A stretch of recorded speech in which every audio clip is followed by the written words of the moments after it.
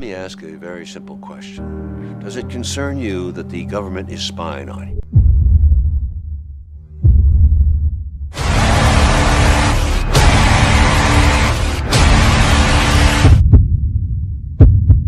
Let me ask a very simple question. Does it concern you that the government is spying on you? 30 years ago, to even ask this question would have been a scandal.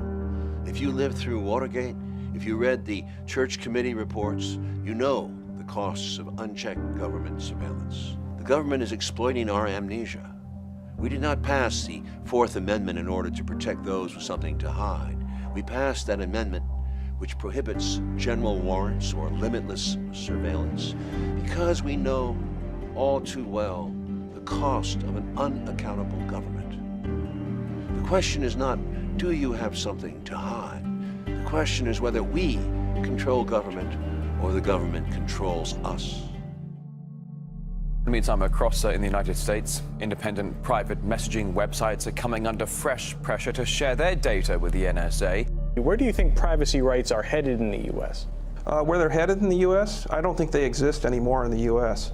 That's what I'm hearing from our customers. They are, they understand that it's not just a privacy breach, it's like the whole dike has just been completely excavated and the ocean's been pouring in. What's happened is the spies have turned the companies like Apple and Google into spies themselves.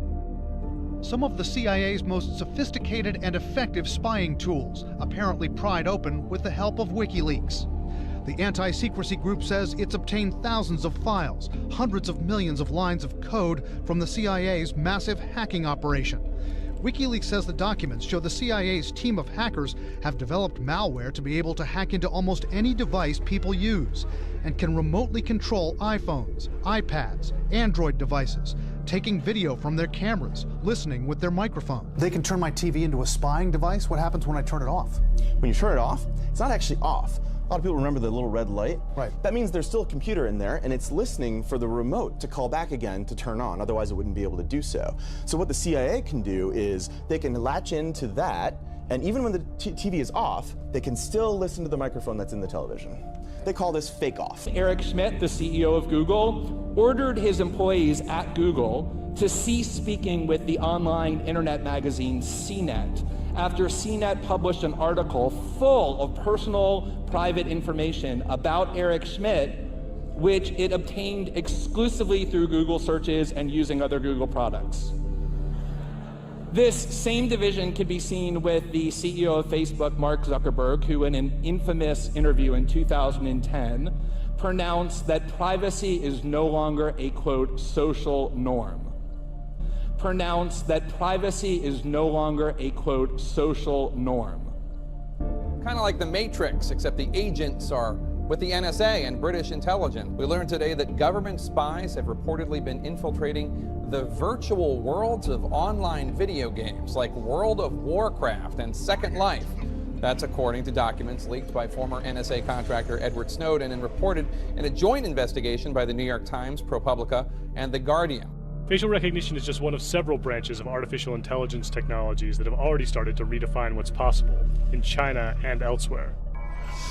Facial recognition algorithms are growing exponentially faster and more powerful, thanks to a new technology called deep learning that allows computers to mimic the human brain's ability to learn.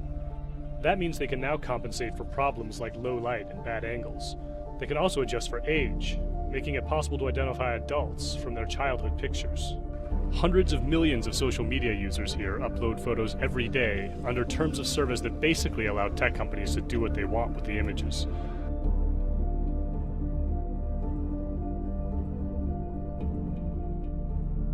Remember, this struggle is part of who we are as a people.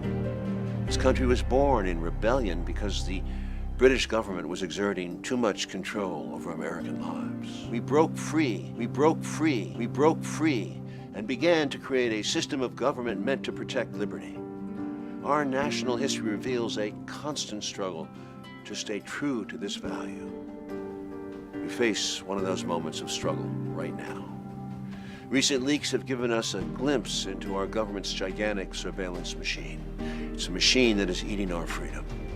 Ask them to end the tracking of Americans' domestic communications.